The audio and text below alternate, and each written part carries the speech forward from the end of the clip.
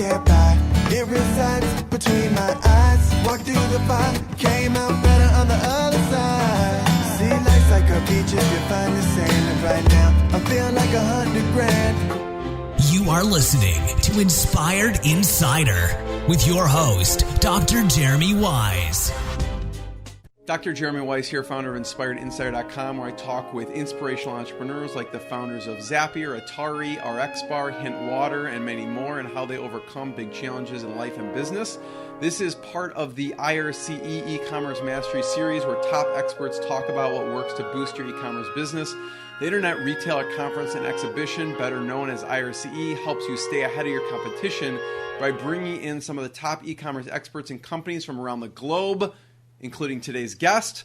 Our sponsor today is Rise25, which I co-founded with my business partner, John Corcoran. Rise25 hosts in-person VIP special events and masterminds for conferences and software companies so they can serve their highest level customers. Rise25 is a secret weapon for conferences and software companies to increase engagement, get more referrals, and build deeper relationships with their customers.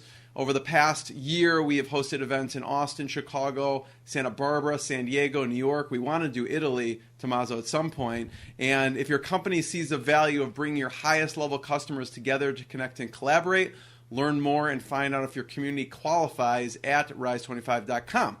I am very excited. Today we have the co-founder of Easyship, Tommaso Tamburnotti. I want you to pronounce it the correct Italian way, Tommaso. How do you properly pronounce your name in Italian? Hi, Jeremy, and thanks a lot for having me here. So in Italian, we say Tommaso Tamburnotti, but you said it perfectly. He started the company with Augustin, Ceyrac, and Paul Lugagne, and Easyship is a Hong Kong-based e-commerce platform that aims to simplify logistics for small to medium-sized e-commerce sellers to help them become globally competitive. And we're going to talk about, how you can go global and become globally competitive. Easyship works with more than 100 couriers and provides visibility on international shipping regulations, taxes, and duties from only one account. And they have a team of 38 people diligently working in 4 offices around the world, and they're used by over 15,000 businesses. Tommaso, thanks for joining me. Hi, Jeremy. Yeah, thanks a lot. We have a lot to talk about going global because, we were talking before, that's a huge missed opportunity because people are only, especially in the United States, right, are just domestic, right? So I want to start there, but you have an amazing background of working at Rocket Internet, working at Lazada. So I want to dig into, your background, which led to Easyship, but talk about how can someone go global? What are some of the things that people are missing out on and they can start now where they think maybe it's intimidating? Sure. So you want me to start from my background or go to the second part? Start with going global. Going global. All right. Yeah. So I think that I would like to start with some data. So the first most important data is that if you look at the number of e-commerce transactions worldwide last year, only 16% happened in the States. Therefore, if you are a US brand and you're not selling internationally, you're basically missing out on 80% of the market. At the same time, this is obviously a great opportunity, but only 21% of the companies in the States ended up selling internationally last year. So it's a massive opportunity on the one end, and nobody is doing it on the other. Yeah. Your background's in mathematics. So Pareto's principle, 80-20, this kind of seems to fall into that, right? And talk about international-wise. If you look at the whole international piece, where should people think about focusing? Where should their, 20% of their, produce 80% of the results? So I think that the most immediate markets would be the most mature markets like Europe, Australia, followed by the a little bit more emerging markets like China, Southeast Asia, Middle East, and then there is all the South America and North Africa. So let's say someone wants to go into Europe, right? talk about how they would use Easyship, and then also what other tools they'll need to do that. Sure. So maybe let's start with how would you do it without Easyship to give some comparison, if you don't mind. Sure. So if you would not use Easyship, like most of our clients, the way they did before us was to so first like jumping on the shipping side directly, like jumping the market research and so on. They will have to go to the couriers that they usually work with in the States, asking them information about how to ship to Europe, what are the delivery time, most importantly, what is the shipping cost, understanding whether there is any extra fees that they need to pay, and then understanding whether there is any taxes to pay. So VAT, value added, like GST and import taxes. Then what they will do, probably they will like start after they get some information, like they will publish on their website some shipping costs. So when a visitor from France, for example, finds something that they like on the catalog and they want to buy, they will probably check out and they will see like a static, for example, like shipping option, like flat shipping, right, express, $20 to Paris, and then like assuming that the buyers buy this order, they will maybe receive an email from the merchant like notifying them with a tracking number. Or they may just block all international altogether because they don't want to deal with it, which is probably pretty common. Exactly. So this is, I think, one of the main concern, and like I think that a lot of companies are leaving a lot of money on the table in the side because they kind of get a bit scared by selling internationally.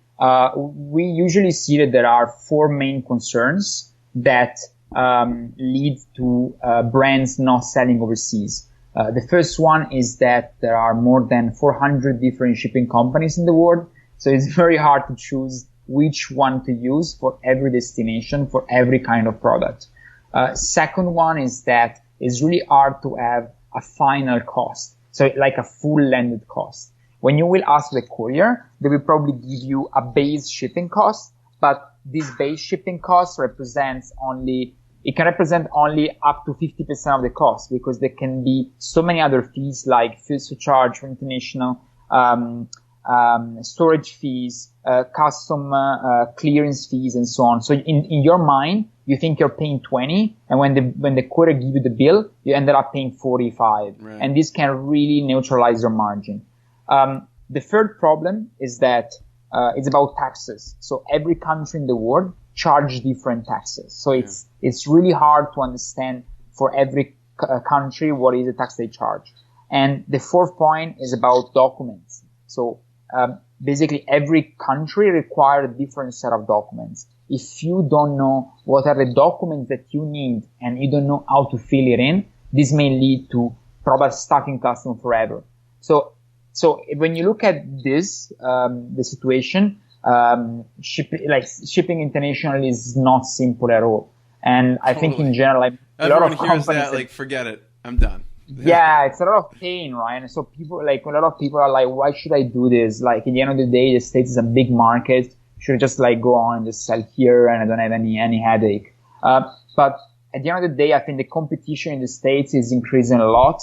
And now, like, I think if you listen to like many podcasts and so on, or you read blogs, the main topics is about how to increase conversion by 1% by optimizing everything. This is great, but for me, like, I always say to my clients, why you like are working so hard to increase the conversion by 1% where you're missing out on 80% of the market.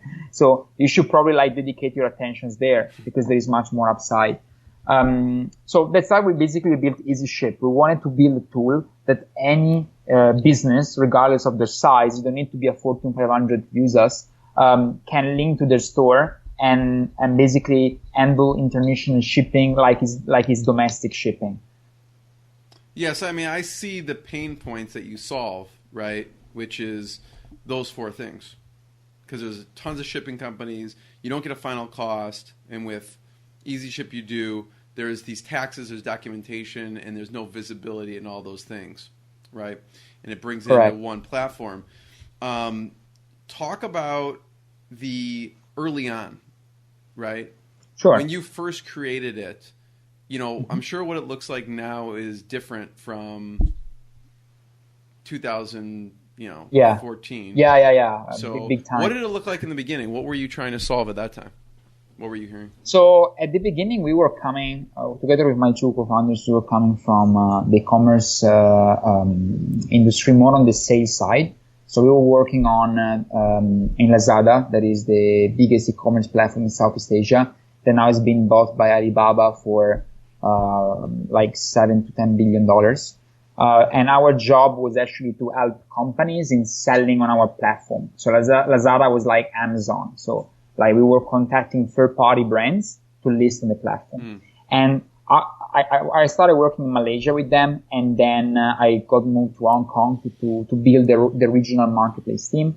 And one thing we noticed immediately was that when you want to go internationally, the main problem was shipping. So we saw it was a huge opportunity. We wanted to build a tool that helped everybody. So we left our job and we started Easyship in January 2015. So when we started, the product was very different. Of course, as you can imagine, it was we had only, I think when we launched in February, so only after 1 month. That's quick. And it was a really like basic MVP. Like we were really embarrassed about it, but that's what they say. If you're not embarrassed, that's what they say exactly. Late, right?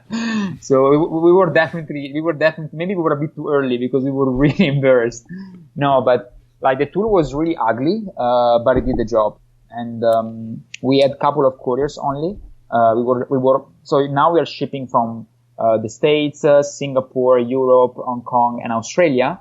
Back then we only launched in Hong Kong, and we had like a couple of couriers. We had no information about taxes back then. We were basically mainly like focusing on domestic, and for the international side, we basically prepared just the basic documents. Yeah. So those 4 things that you mentioned, those 4 pain points, you were kind of hitting the first one and the fourth one, the documents a little bit, and then the shipping companies. And you didn't integrate the final cost piece and the taxes until later? Yeah, so we did that basically, I think, after 8 months. So August, September, we started working on the taxes feature that we released in November, the MVP, and then it took like more than a year and a half to make it sound. Yeah. So Tommaso, I mean, you're working in a very growing industry at one of the top companies that's also growing. Why stop working there and take the risk of doing your own thing? Well, I think that, I mean, yeah, it was a very difficult choice to leave my job. I think I had a very good position, and in general, we worked like crazy just to, make sure we could have a good position, a good salary. But eventually I think, I always wanted to open my company. Even like my family, my dad, my grandpa, they were all entrepreneurs. I started. What did your dad and grandfather do? So my grandpa was a trader, and he was doing a bit of real estate. My dad has a trading company for machinery. So since when I was a kid, I was following him during my summer holidays when you don't go to school. And then I follow him in a couple of auctions and then overseas. So he was basically like, I think it was like the early, before e-commerce, right? It was basically like finding arbitrages in the market and try to take advantage of that. So you knew you had this, you kind of grew up seeing this entrepreneurial spirit. I think so. I think he had a huge impact. I always wanted to do that. It's the reason why I also left banking is because I felt that it was I learned a lot when I was in investment banking, but it didn't help. I see that it couldn't help me in improve my skills on the entrepreneurial side. So where so did I wanted you grow to join up? Lazada because I want to join Lazada because it was like Rocket Internet is, in the end of the day, is a very good school for entrepreneurship. Yeah. I grew up in a small, very small city, near Milan, like 40 kilometers, the kind of city where everybody know each other, like 10,000 people. Is your family really still small, there? very yeah, they are. They're all there. Nice. Lazada, right? Yeah. Should more people from the States be on that platform? I feel like that's not talked about hardly at all from the e-commerce people I know. I think is not really known because Southeast Asia is growing very fast, but it's still under the radar. But I think it's definitely a platform to be in. Like when we were there, we were starving for American brands. It was so hard to get them. Is it hard for them to go onto that platform? No, I don't think so. No. Also because one of the best thing is that they take care of the customer service in all the local languages. So in Bahasa for Malaysia and Indonesia, in English for Singapore, in Thai, in Thailand, in Vietnamese. So it's really really easy. And they also do the local fulfillment. So what did you learn at Lazada that you brought to Easyship, working in this really big e-commerce company? So I think that one of the things that helped me the most was the fact that we were testing a lot of things.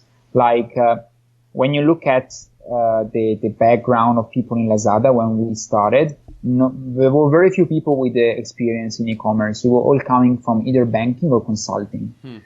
So we were very ignorant in that. I mean, at least for me, maybe for sure there were people that knew much more than I did. But one thing that we had in common was working super hard, be in general pretty aggressive, in a positive way, I think, because when you come to Europe or the States and you get dropped in Southeast Asia where you don't speak the language, you have no idea, you don't have any network and so on, you need to fight your way up, right? Yeah. When we started, we were fighting like local giants that they have all the connection and so on. We arrived just and in the end we became the biggest one. So it was like working hard and trying a lot of things. I remember like one of the best thing was that when we had an idea to do in order to like help our merchant to sell more, increase the supply chain. I remember that it was extremely easy to communicate to the top management and say, hey, I have this idea. What do you think we do this?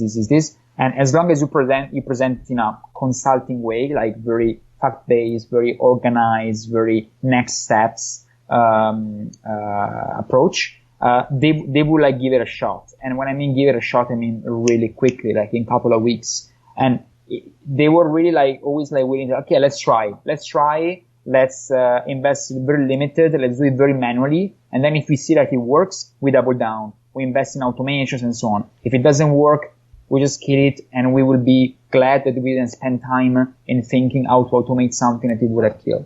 Yeah. So this was awesome. It was an amazing, an amazing laboratory trying new idea for e-commerce. Yeah. What do you see that worked well? You know, I feel like with innovation, it often comes from outside industry. So having people who don't necessarily have the e-commerce background but have mathematics, you know, and you're looking at, I think it's almost a positive because you are looking at the data and you don't have a preconceived notion of what may work and what won't work. You're just looking at what the data is showing.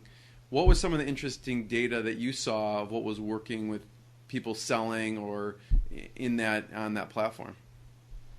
So I think in general, the main categories are always consumer goods, so lifestyle, followed by electronics. Electronics is massive, of course. Mobiles, cameras, wearables, and then it was health and beauty. Health and beauty was also very big categories. I think, you know, I'm interested to hear, Tommaso, as far as Easyship, there's a lot of moving pieces to put together something like Easyship, right? I mean, you have just one thing is integration partners. Mm-hmm. Okay. So how do you build out or attract those integration partners? Is it your in-house team having to develop those integrations? Does the stores have to develop those integrations? How does that work?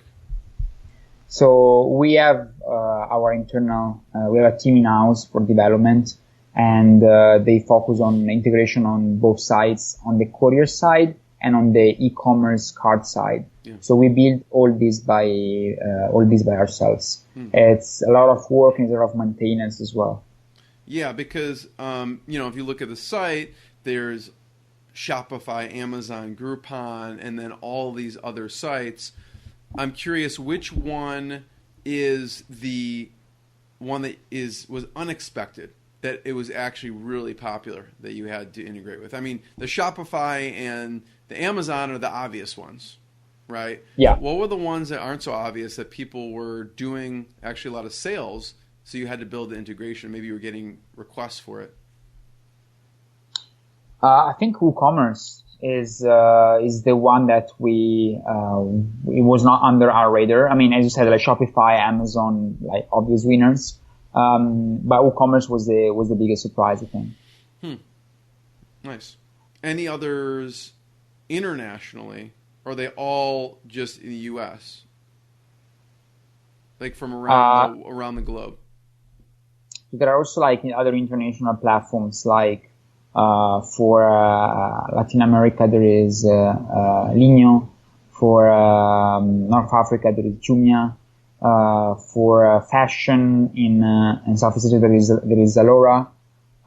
Then there are other like kind of local players similar to Shopify. Like, for example, there are companies like Shopmatic in Southeast Asia that integrated with us natively to offer Easyship to all their merchants. There are we have a list of like couple of, I would say almost 100 e-commerce platforms we would like to integrate. Now it's a matter of prioritization. So we are releasing like I would say one per month.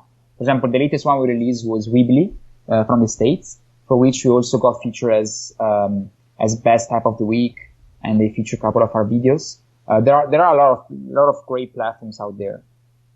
Talk about GoFish Cam and what happened with them. Sure. So GoFish Cam is one of our clients. They are a remarkable company. They started out of a crowdfunding campaign, producing this device for helping people to fish, basically.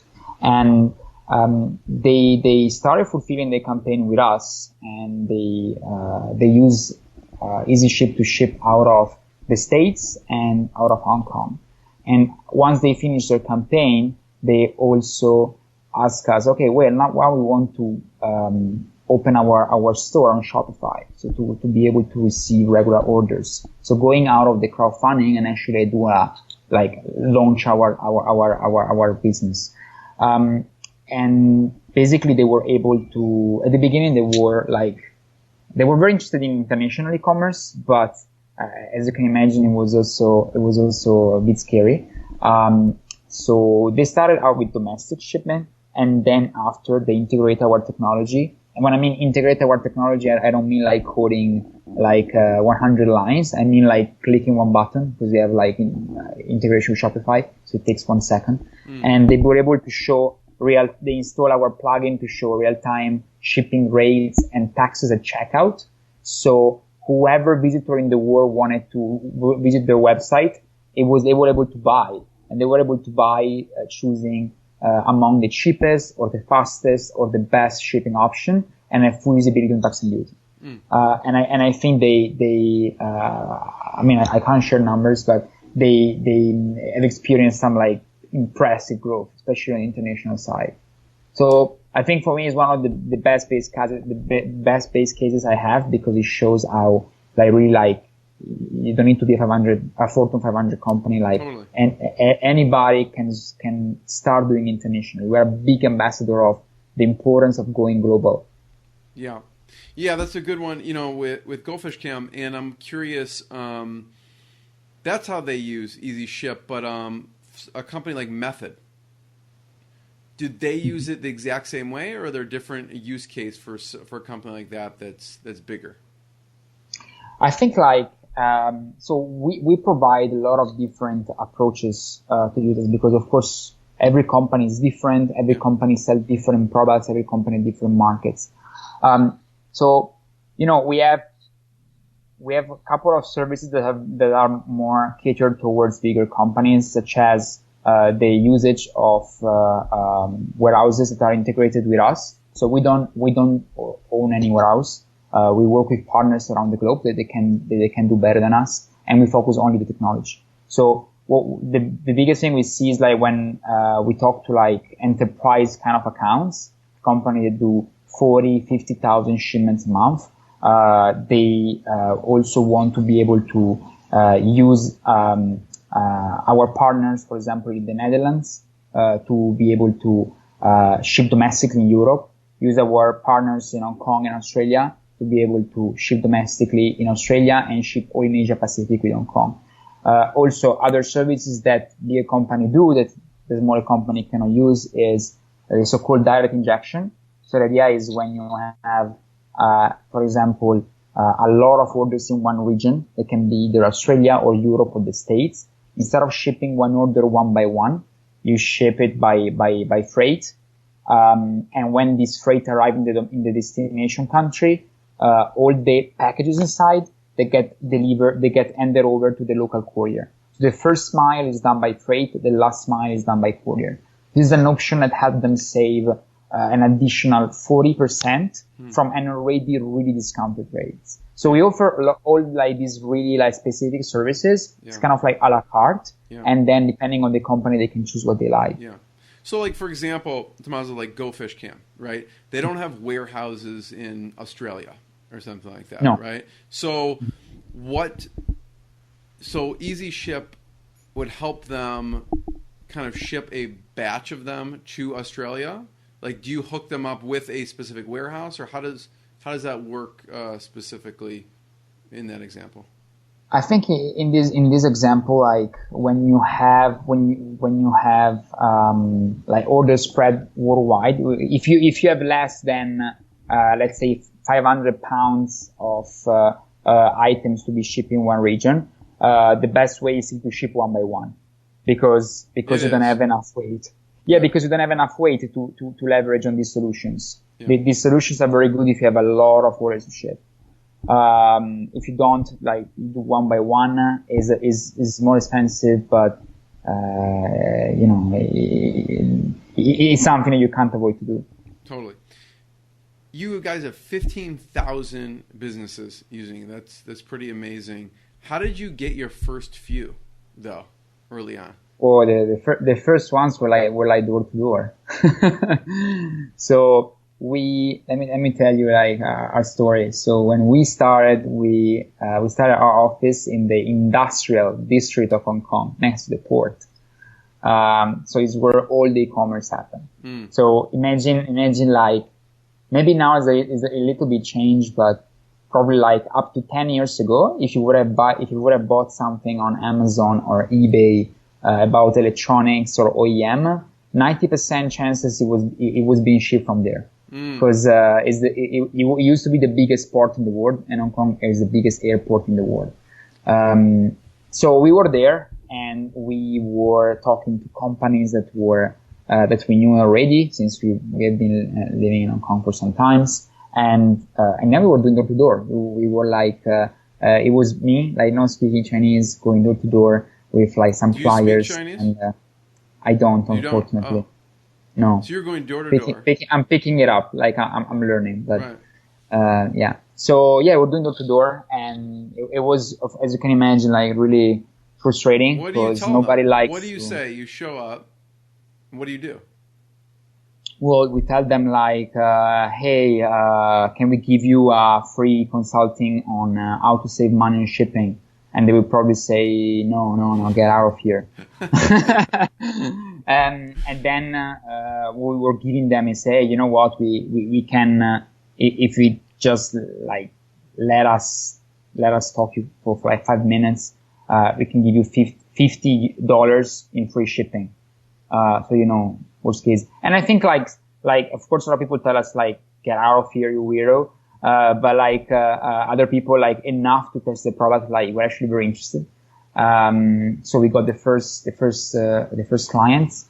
And then, from there, like we started like going little by little, doing some events, doing some more presentation. We got lucky because we won, like 3 years ago, the competition in Singapore for, Tech in Asia. That is basically the tech crunch of Asia. We won the best. So this gives us like some more visibility. Some credibility and visibility. Yeah. That I think at the beginning is the most important thing, right? So out of the three of you, who hated doing door-to-door the most? I was only me. Oh, that was just you? Yeah, because Paul, is our tech genius. So he's really the mastermind behind all our technology. And Augustin, he managed the logistics side. So he was doing door-to-door to couriers. So everybody has his own share to handle. So the commercial side is on me. So back then it was only me. How do you, from a mindset perspective, when you go door to door, you get a lot of doors shut in your face. Yes. How do you manage that with your mindset? Because you could be thinking, so I was working at a huge company, Lazada. I have this mathematics background, and now I am getting my door shut on my face with these shippers by the dock. So I think I was used to it. When I was in Lazada in Malaysia, I was very similar.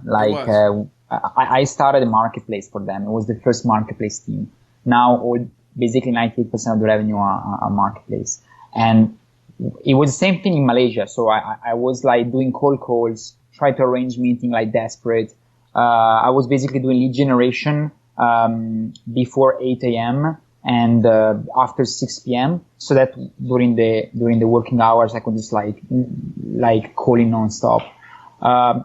So I was kind of used to that. I think that's one of the other important things that I learned in this kind of company is that, you learn like not to give up. Like it doesn't matter how many times people say no, you need to keep going. Yeah. So you were kind of hardened from that experience. You'd already done it a lot beforehand. Yeah. I think it helped. So, Tommaso, tell me, in the beginning, again, it's a big undertaking to start something like this. Do you decide to bootstrap it? Do you have to raise money? How do you navigate that piece? Because you also have to live. Yeah, so we bootstrapped for the first 6-7 months.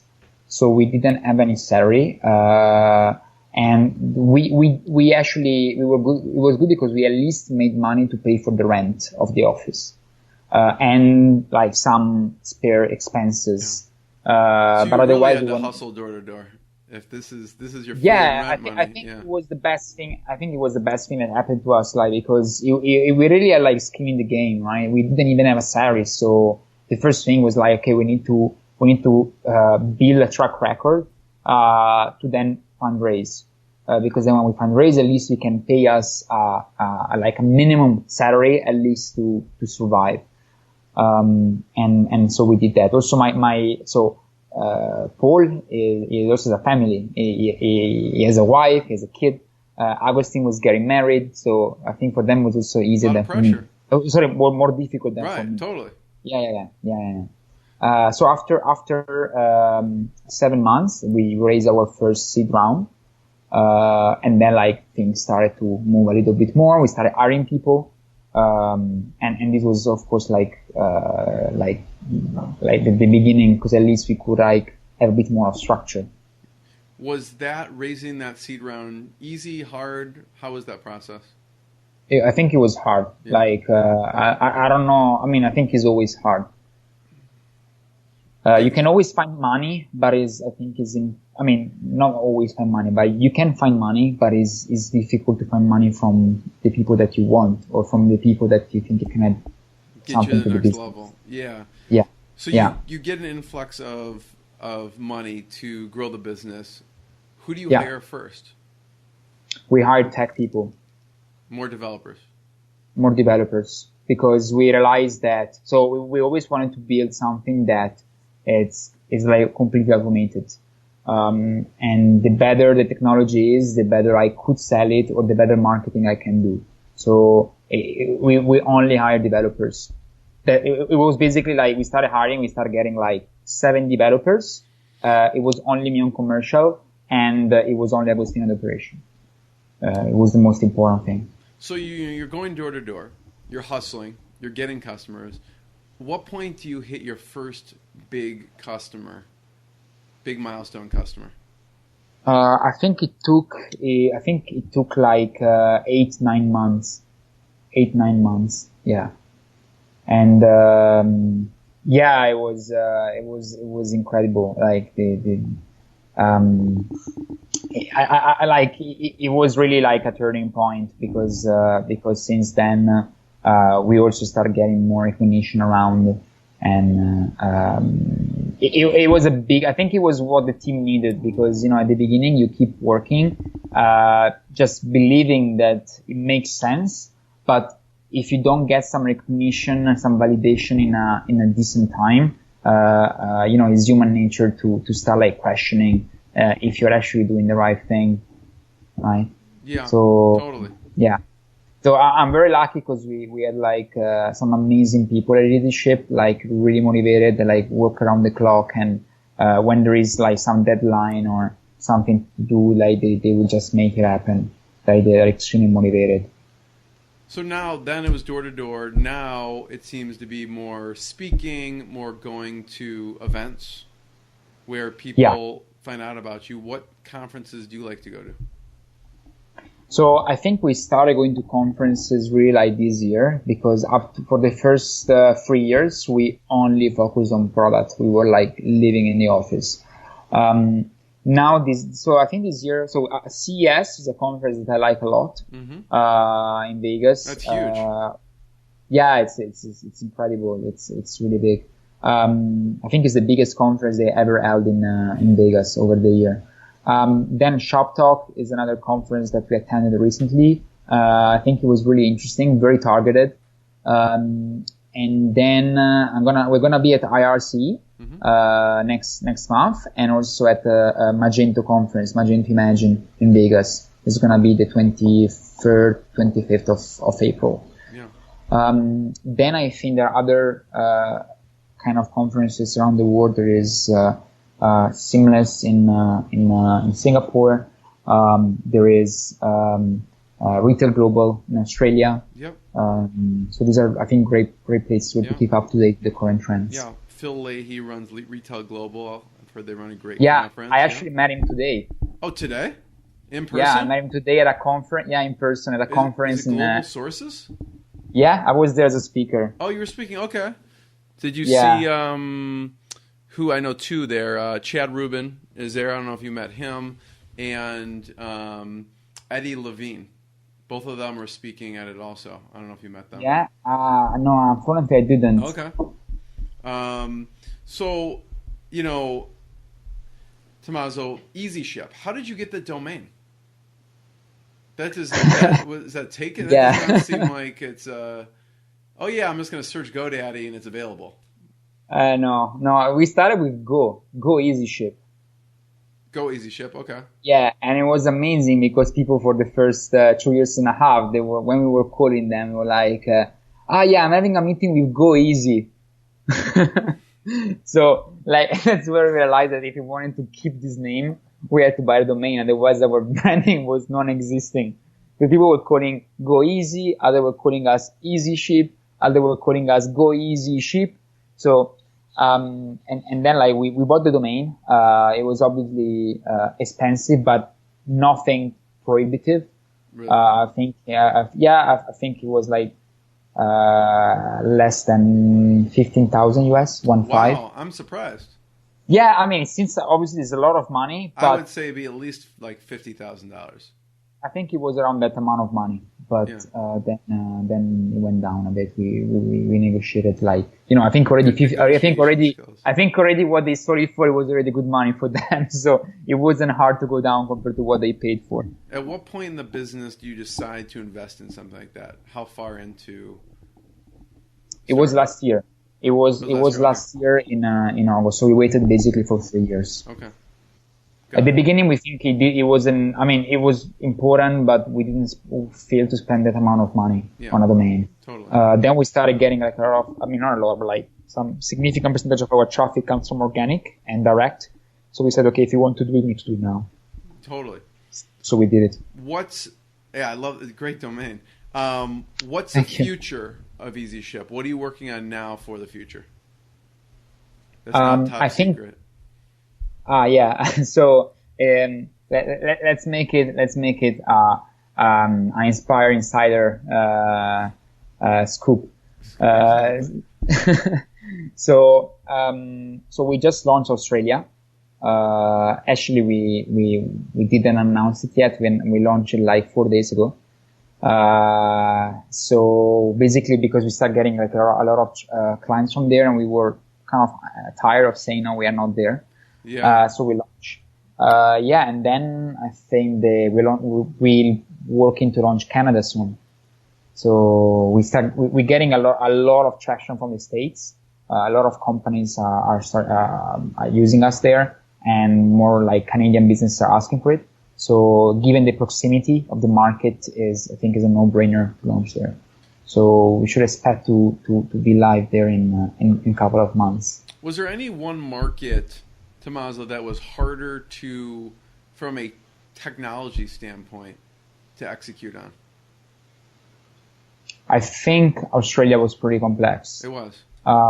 It's really complex because it works in a way that it's very different from how Asia or US works. So it's very technical. I don't know if I'm gonna maybe be a bit boring, but like the origin so the algorithm works in a way that he get an origin place and a destination place, and then you compare all the rates. But the problem is that the origin in Australia is not based on zip code or state or city, is based on suburbs. So it's a completely different infrastructure. Yeah, different infrastructure. It's amazing how many nuances there are to all of these places. Oh yes, it's incredible. Imagine that we are not there, but like imagine if you, for example, will go to Vietnam, you will see that they don't have zip codes, and they don't have. How do zip people codes. get any packages? So I don't know. So I remember when until a couple of years ago, you would see on the addresses like something like, I don't know, Green Street. Actually, no, sorry, they don't have street number. So they have the zip, they don't have street number. So you will see something like Green Street next to the shoes store that sells Nike. So that's amazing. like where your hometown, beautiful. A small hometown. Beautiful. Just like, yeah, just in my hometown can work. That person's house. I'll get it. Yeah. So there are, I would say, like around 7 or 8 different infrastructure that you need to do. That's not that accurate. Drop it off next to the Nike store. Forget about address validation. So I always, first of all, Tommaso, thank you for taking the time. I know it's really late Hong Kong time, and I really appreciate it. Everyone should check out easyship.com, especially because they've acquired the domain from Good Negotiation. It's a great domain, easyship.com. Check them out. I always ask Tommaso, because it's Inspired Insider, what has been the lowest moment and how you push through for the business? And then on the flip side, we'll talk about the proudest moment. What's been a low moment from this journey? I think a low moment was when we had one. I think the first really like key person that left the company. It was really, because especially we were like in very few people, we were like 10 people the first year. And I think we weren't ready for this. And, we started like, I remember like me with my partners, like sitting down one weekend and really thinking like, is there anything we're doing wrong? Because I think that the challenge we have ahead are incredible. And if you are motivated, like this person at the left is, I think this should be already like keep you very interested. So there has to be something else that pushed this person to leave. And I think that it was the beginning. It was a really good turning point because what did you figure out? So I think that in general it was because we were still at a stage where everything was run by the three of us, because we were like 10 people. So, you're still very small and everything. But I think that this person wanted to have some more exposure, and the company was still not big enough. And not that now we're big, but it was not big enough to have this layer of management. So what we did is that we waited a couple of months. We didn't hire just for the sake of having big company. We waited a couple of months, and once we started getting a bit more people, we started the PM project, so the project manager. Not the product manager, the project manager. So basically, we identified those 3 people at the beginning that we want them to build teams. We want them to build the foundation. And I think it was really they were gonna be the foundation leadership team, and that empowered them. Exactly. And I think that was really interesting because everybody saw that then it was possible, to get promoted, to have the chance to build a team. Because, when you join a startup, you join because you want to get exposure. You don't join it for anything else. If you would go to a corporate, maybe you will have a small team and with very limited decision making. So you want to go to a startup because I want to build my team and I want to learn about leadership and I want to have the chance to try new stuff. So you need to give it to them. Otherwise, it's not a fair deal. Mm-hmm. And so that was a big moment that you guys had to figure out, and that helped figure out kind of the foundational infrastructure of how you were going to build the company. Yeah. So on the flip side, what's been a proud moment? I think when we won the prize for best company for tech in Asia, the first year, it was huge. Like, it was one of the happiest moments, because, you are competing in a place that is not yours. So you are away from your home, you don't know anybody, and you start. And I remember that we were in the final with one of the companies actually we were, really looking at as one of like, oh my God, can you believe one day we're also gonna have these things like they do? And then we beat them in final. So you were surprised, it sounds like. Yeah, I was surprised. I mean, I was there to win. I didn't go there to go for a journey. But the level was pretty high, so I would totally understand if I didn't win. But then it was a great moment. And I remember that I took a terrible flight at 2 a.m. from Singapore, so that I didn't have to buy a hotel. So I could sleep on the plane and be back in Hong Kong at 6 a.m. And so I remember that I went out, partying, and it was the after conference. So it was really weird because I had my trophy with me, and I was going from bar to bar with my trophy, talking to people. And actually it was awesome. And then actually I had a couple of friends from my ex company coming over, and then I went to Europe, and it was really happy moment.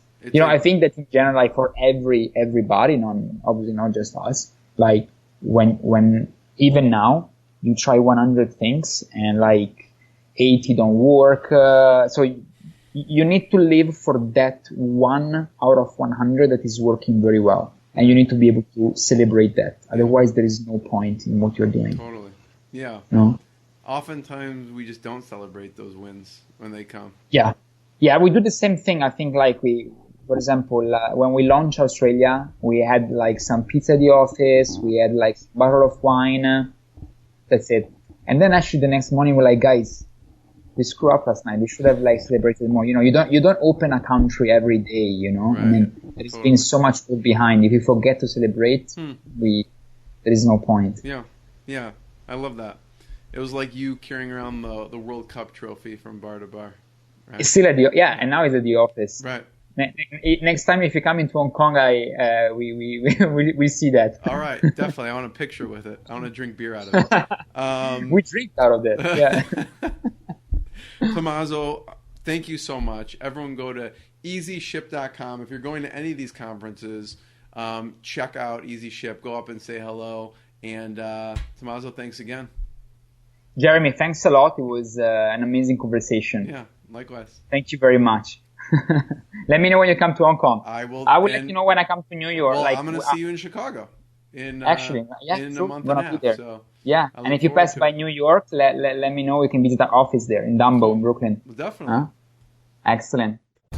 What I got, you can't buy.